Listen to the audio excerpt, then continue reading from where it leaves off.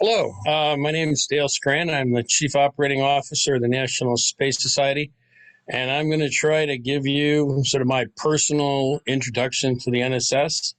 Um, I just want to say that it's my personal talk. It's not an official position and hasn't been approved by some august body.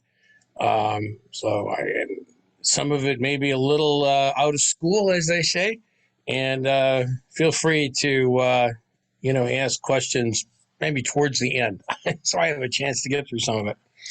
So we're going to cover a brief history of the NSS. What does the NSS stand for? What does the NSS do? And maybe a few highlights and some thoughts I have on the future of the NSS. So that's maybe a little more. Obviously speculative, right?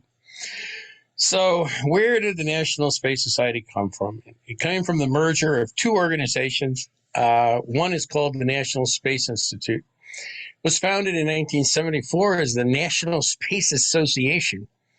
And then it became the National Space Institute the next year. The first president was Dr. Wernher von Braun. Eventually, Hugh Downs became the president, and he was the former host of ABC TV 2020.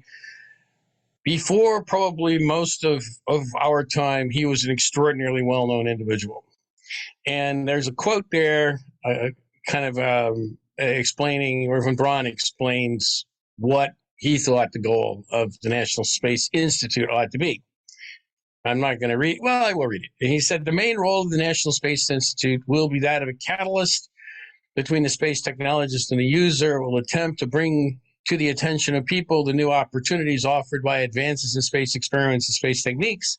It will study the feasibility of the application and the potential uses of space technology as it relates to other human activities. It's a bit of a word salad, but certainly the National Space Society does do that with a few other things. Originally, there was a magazine published cleverly called Insight, which was then replaced after a while with another magazine called Omni, then edited by Ben Bova, who's a very well-known science fiction writer. Omni was a pretty significant magazine back in the day, but of course hasn't been published for many years at this point. And once Omni folded, they went to a different publication called Space World, which was, it was a completely separate standalone magazine they formed a relationship with. Unfortunately, von Braun died of cancer in 1977. So that's the early days of the National Space Institute. And I'm just going to say candidly, this was a lot of NASA people involved in this, very much an establishment organization. It tended to be run by older people, and that's what it was. So then there was another group, and you notice in the upper right-hand corner, I've cleverly put in the actual logo that was used. And you'll note that the NSI had that sort of red, white, and blue patriotic logo. The L5 Society had this L5 thing. And we'll hear more about that. It was founded by two people you probably never heard of, Carolyn Manel and Keith Henson. It was inspired by O'Neill's 1974 paper, Physics Today paper, The Colonization of Space. It was mostly young people. The average age was certainly under 30, might have been 25 at the time. It was a very young group of people. And they published something called the L5 News. I got a black and white picture of it there. And you might ask, maybe you all know, but to save anybody from saying, I have a dumb question, what's this L5 stuff all about? I'm going to explain that. And I've done this like 10,000 times because the very first question anybody asks about the L Society is, what does L5 stand for? And I was actually a member of both the NSI and L5 before the merger. So I'm like a dinosaur, ancient. So what are these L5 points? So it turns out, and this is a mathematical concept for mechanics, that in any two-body system, say, for example, the Earth and the Moon, there are 5 points of what are called dynamic stability. L1, which is located here between the Earth and the Moon. L2 on the far side of the Moon. L4 and L5 at leading and trailing points. And L3 on the opposite side from the Moon. Now, dynamic stability doesn't mean that if you put something there, it is rock solid. It just means it has a tremendous tendency to stay there. And this is all somewhat complicated by the fact that there are many two-body structures in the solar system. Like, for example, the Earth and the Sun have 5L points. The Sun and Jupiter have 5L points, and so on. And they all kind of interact with each other a little bit. So it is not, you're not absolutely at rest. Anyway, the thinking is L4, L5 would be a great place to build a free space settlement. And that was certainly something O'Neill talked about. So that's why L5 was the L5 Society was named L5. So, wow, okay.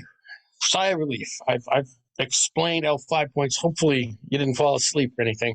But the L5 Society, one of the things it was best known for was its role in defeating the so-called Moon Treaty in 1980. And if you go to the wiki page, you'll see that's prominently mentioned. Now, technically, it's called the Moon Agreement.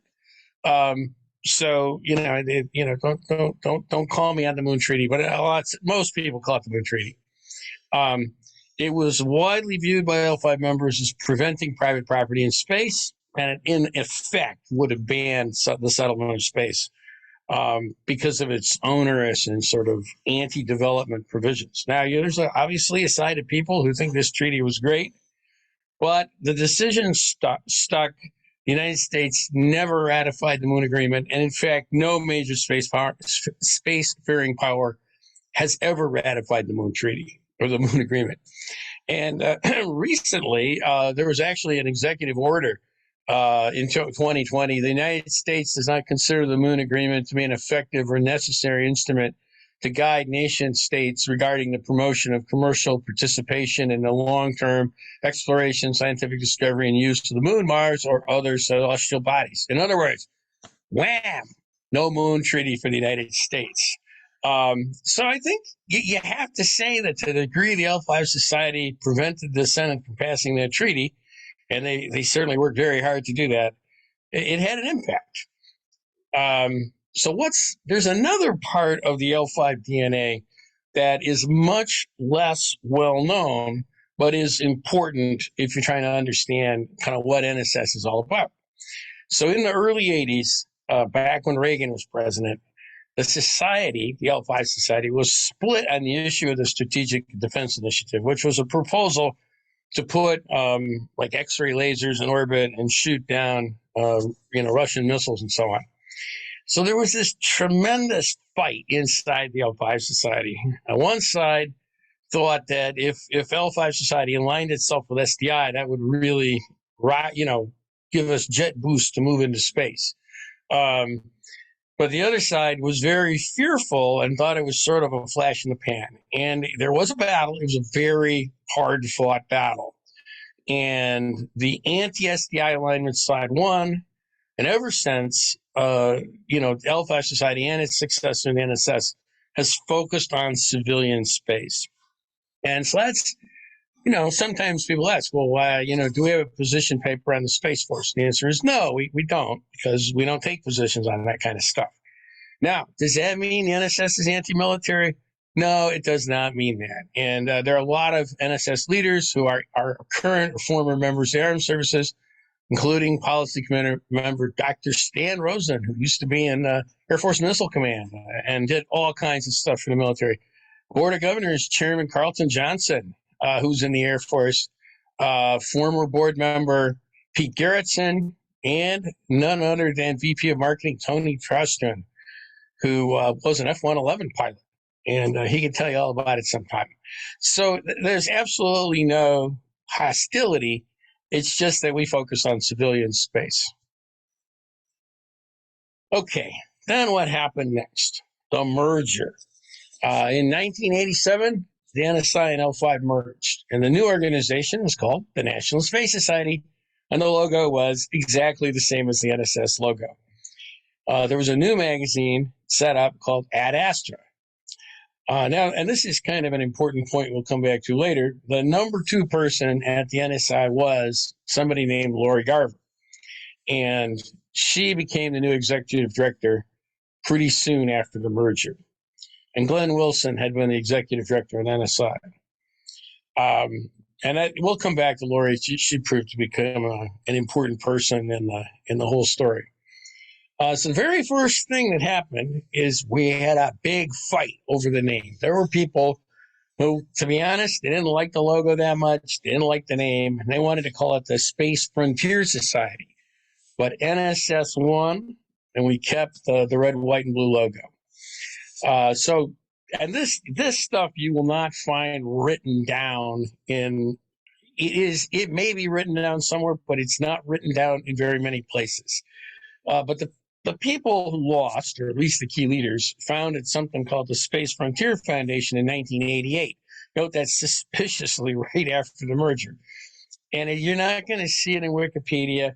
And the two groups, NSS and Space Frontier, I said Space Frontier Society, but it's really Space Frontier Foundation.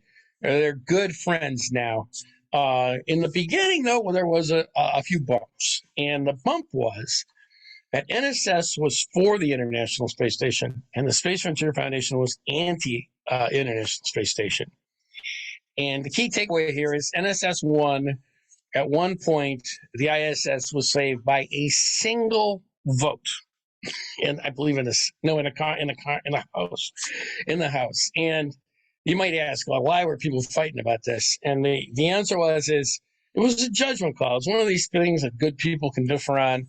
The Space Frontier Foundation people thought that the space station would crowd out private commercial entities, and the NSS thought that building it was essential to sort of jumpstarting commercial space. And you can have your own opinion about who was right, but it seems to have worked out okay. So that's the early history. What does NSS stand for? We have this vision and mission. I'm just going to read the vision. People living and working in thriving communities beyond the Earth, and the use of the vast resources of space for the dramatic betterment of humanity. And, you can read the mission, but I think the vision, in a way, is the best encapsulation. But a lot of people don't really think about, what does this mean? What do these things really mean? And the key point is that the vision, it doesn't mean that NSS just stands for exploration. We stand for the idea of developing the resources in space and creating human communities throughout the solar system. And so we often say that the NSS is the leading nonpartisan citizen group supporting the development and settlement of space. So that, like I say, sometimes people read it, but they don't quite get what it means. That's what it means. But there's another part here. It's said that the resources should be developed to improve the lives of everyone on the Earth. And that also, it sounds simple, but it's profound in what it means. It means that space should not be a preserve for an elite of government astronauts and scientists. And that, some people have the idea that it should be. It also means that space communities should be free of earthly oppression and exploitation. And, it may seem obvious, but when you look at some plans, let's just say that it's a possibility. And of course, the space community shouldn't exercise dominance over the Earth. And there is a school of thought that you sometimes see in military circles. Sometimes it's called space dominance. And it's usually phrased that the U.S. should dominate space so it can dominate the Earth and all that. And, that's not part of our vision. You can't have space for everybody if one group controls everything. So, but there's more to this. There are a lot of different visions of space settlement. Some people like the moon. Some people like Mars. This guy named Elon Musk, he wants to build a city there. We call them free spacers sometimes. People like O'Neill, Jeff Bezos, they want to build rotating settlements in space. It's less well known. There's serious proposals to have floating settlements in the clouds of Venus, which oddly enough has some advantages. And people talk about the asteroids and Titan and so on and so on. The NSS is location agnostic. We support all places, anywhere you want to settle. We think that's great. the ISDC is open to you to make your pitch, to gather support, to expound your ideas. We don't favor one over the other, except tactically, right? I mean, in the sense that we support a lot of stuff having to do with the moon right now, but that's just because it makes tactical sense. Okay, reality check, and I apologize. I am not totally aware of that general level of knowledge in the audience. This may be totally known to you, and you may feel I shouldn't have mentioned it because it's so obvious. But there, it is sort of like I don't know, a thing that is very important that often is not mentioned, which is that we don't really know if humans can survive in lunar gravity, which is 1/6G, or Mars gravity, which is 1/3G. We just don't know. And it is entirely possible that we will never settle the moon, or that we will never settle Mars. That it just isn't possible. People may live there for a while. There may be scientific bases there. There may even be mining outposts there, but nobody will actually live and die there and have families there and so on. But as far as we can tell, free space settlements, which can be built so as to provide Earth normal gravity, will really work. And that's why, that's such a key part of the space settlement vision. You can, insofar as we know, from a scientific point of view, they're entirely feasible, which is why O'Neill's paper was so revolutionary way back in 1974. Now, cloud cities on Venus, they might work too, but that's kind of a narrow thing. It's like, okay, you can have cloud cities on Venus. That's just one place. A vision's bigger than that. So, as much as I'm an enthusiast for Elon trying to build a city on Mars, we need to keep in mind it's a sporting chance. Might work, might not.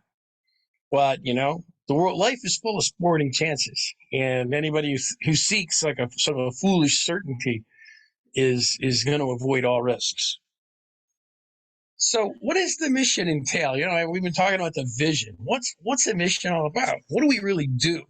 And, we have advocacy, including political advocacy. We have education. We have contests that students are involved in. I'll talk a little bit more about that in a few minutes.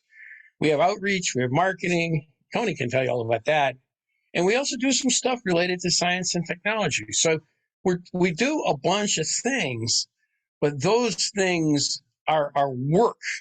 It's how we work. It's not what we're trying to do. Our goal is not to become the society with the most online astronomy modules or something, right? That's not our goal. Now, the other part of the mission is that space is for everyone, every person. Well, what does that mean? Well, it means we're nonpartisan. We don't favor one party over the other. And as I'll explain later, we have, NSS leaders who have been involved in the administration of both parties. We also support diverse and inclusive access to space by all different communities. And then finally, we are an international group. We have an international vision, and we have a lot of support in different places, and we always are seeking more. We have chapters in Australia. We have chapters in India. We actually have someone on the board right now who's from Ecuador. So we are trying to be as open to international participation as possible. Now, there are some limits to that. I could, that's maybe a time for another talk, but I mean, we are bound by law to avoid rogue terrorist states and things like that.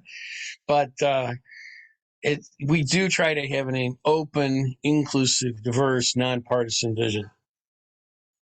So one more thing on what is NSS all about? We like to say we're the big tent. Now you'll see sometimes the word big tent is referred to in political circles to mean that a party will have a range of views on some particular issue. In terms of NSS, it means we're nonpartisan. It means we are location agnostic. Wherever you want to settle in space, that's fine with us. We are also open to all corporations. We don't endorse corporations. We're not funded by a particular corporation. And without naming any names, there are some space groups that are, I would just going to be honest, they're little more than a front for one or two corporations and to advance the particular agenda of certain groups or certain corporations. We are associated. We have connections to a number of corporations, but we never take a stand. And we're never going to take a stand saying, Elon Musk's Starship Super Heavy is the best rocket. We will never take that stand because we want to see 100 rockets bloom. And we want them all to be continuously improving. So that's the goal there. We're also a forum for diverse and different views, including stuff like transhumanism that, may be pretty much outside the mainstream of stuff. And also to people who want to support the vision and mission in different ways. And what that means is some people like to do political stuff, advocacy stuff. Some people are allergic to it, but they want to work with kids. They want to do educational stuff. So we try to have that broad vision of including people together. They want to go in the same direction, but they're taking different paths to get there. So, okay, we still got one more slide here on this. So those are like the vision and the mission at a high level. I mean, the question is like, what are we really trying to do? Like right now or for the next 5 years, let's make it a little more concrete. Well, defending Earth is very important. As I like to say, if a comet hits the Earth and kills us all, there won't be a space program. We'll all be dead. There won't be anything going on.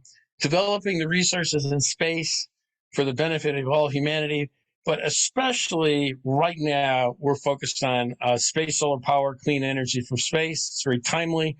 It will help to mitigate climate change, as well as bringing energy to places where they're currently dependent on imported oil and have, very troublesome situation. And of course, building communities in space. Those are our sort of 3/4 goals. Now, what does NSS do? Now, we're hopefully going to have a little time for questions. So I am going to move out of this, and I am going to open a new window and hope some disaster does not befall me as I do this. By the way, you're still there, right, Tony? Yeah, I'm here. Okay, good. Okay, it's been very quiet. I see it looks like a classroom with a lot of people, and it's quiet. Anyway, so this is the NSS.org website, and I just want to show you a few things about what we do. I figured this is the best way to show you rather than sort of me babbling on about stuff. I would show things. So, like, if you come here, we have 3 upcoming events. We have something where we have I like to call it the Golden Week. This is happening in just a couple weeks. We're jointly doing this with the Moon Village Association's having a 2-day meeting, November 8th to the 10th. We have something we call the Space Settlement Summit, which is an invitation-only kind of like, summit is the word, high-level meeting on space settlement, the 10th and the 11th. And we're having, for the first time, the Dare to Dream Gala, which is our first Hollywood fundraiser. We've got John Delancey, who plays Q and all the Star Trek franchise. We had Aaron McDonald, who's the science advisor for Star Trek. And it's hosted by Harry Hamlin, who was in Mad Men and L.A. Law. And we're adding a few more names. I'm optimistic that we're going to have a number of people from the crew of the Orville present there. And anyway, so hopefully an exciting event. So let's see some of the other things that are important here. So I'm going to just in terms of what we do, publications. We have a magazine, Ad Astra. We send out a newsletter called Ad Astra Downlink. And I know this is probably kind of hard to see. We have a project we call the Space Settlement Roadmap, which is we put it out every 5 years, and it's a series of steps on how to settle space. We have a journal we publish on space settlement. We put out position papers. We have press releases. We have book reviews. We have lots of book reviews, and that's a great place to go if you want to see what kind of stuff we're doing. And you can see that this is just a few of them there. We have a blog which is free to subscribe to. I encourage you to go there, and you'll see this nice little thing about how I'm giving this talk here. But you'll see lots and lots of other stuff about what we're doing. So if you go to the bottom and say subscribe to the blog, it's free. You'll have emails telling you about what's going on. So those are publications. In terms of events, we have this thing called the International Space Development Conference. The next one is coming up in Texas, and the actual I'm going to actually take you to the actual website. Where is the actual website? The next one is in Frisco, Texas, and this is the website for it. So I think it's a little early, but I know Gerard Isaacman is going to be one of the lead speakers. So I'm going to have to flip back here. I talked about the Space Settlement Summit. We have space forums. These are free. They happen on Thursday nights at 9:00 every couple weeks. There's all kinds of stuff. We had one recently. Captain Scott Altman, who's an astronaut, was there. This is just what we're doing right now. It's nothing I picked. We had a bunch of young entrepreneurs with this imaginative title, Space is a Cool Place for Business. What else do we have? Here we have somebody talking on automated psychotherapy in space. We had a review of, I think this was Space Age Education and the NSS Career Center. This is some services we offer. Anyway, and then, of course, I'm going to talk about this, too. We'll give you a thing. So I remember how I said Lori Garver became this. She went on, and she had quite an illustrious career. She became Hillary Clinton's campaign advisor for space, and then in the Obama administration, she became the deputy director of NASA. And then after that, she's had a number of other positions with nonprofits. She recently wrote a book called Escaping Gravity. If you want to watch this, it's great. You want to buy the book, I recommend it. It's quite an interesting story, behind the scenes, political stuff, and a lot about what she had to overcome. It's really a remarkable career story. I mean, she has a lot of degrees now, but she actually started out as the NSI secretary. So it's a person of enormous talent who has ridden the National Space Society to a pretty high height. So let's see. Let's go back and let's see how we have a little more time here. Oh, I know what happened. Okay. So what other kind of events do we have here? We have a bunch of contests. We have the International Space Settlement Contest that has 17,000 students in it every year. Last year, we have the SPUN debates, which are space policy debates.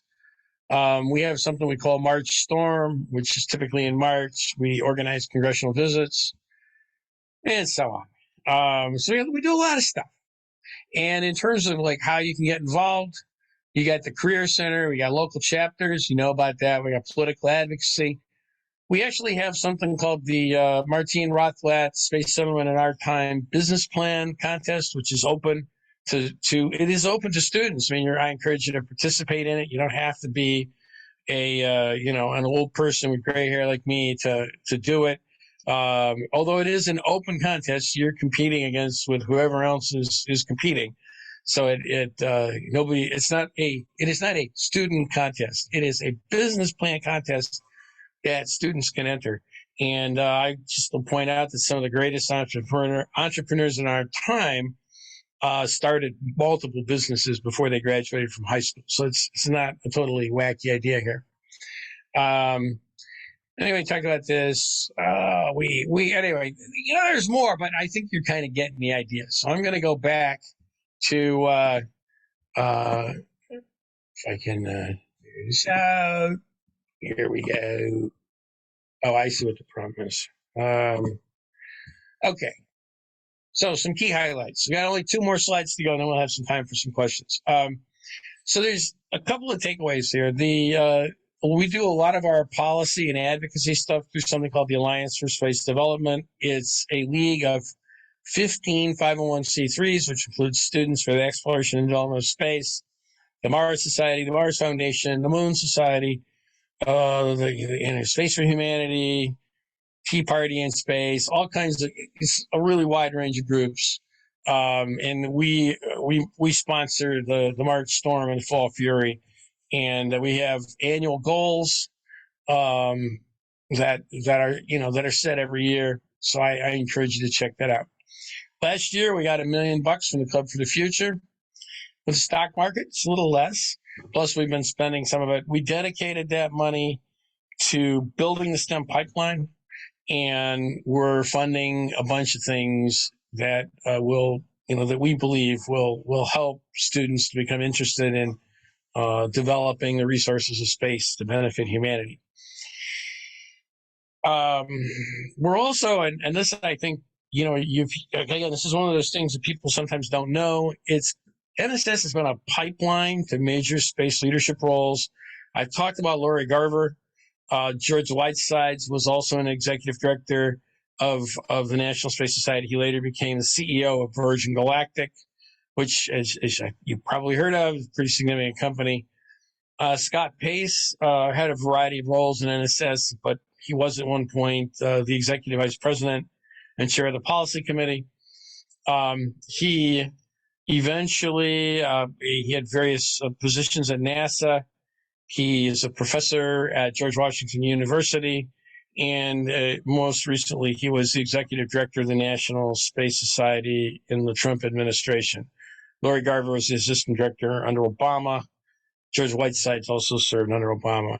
So, these are people who came up through the NSS that had a very significant, I think especially Scott Pace and Lori Garver really, I think it'd be fair to say they came from the NSS. That's where they came from.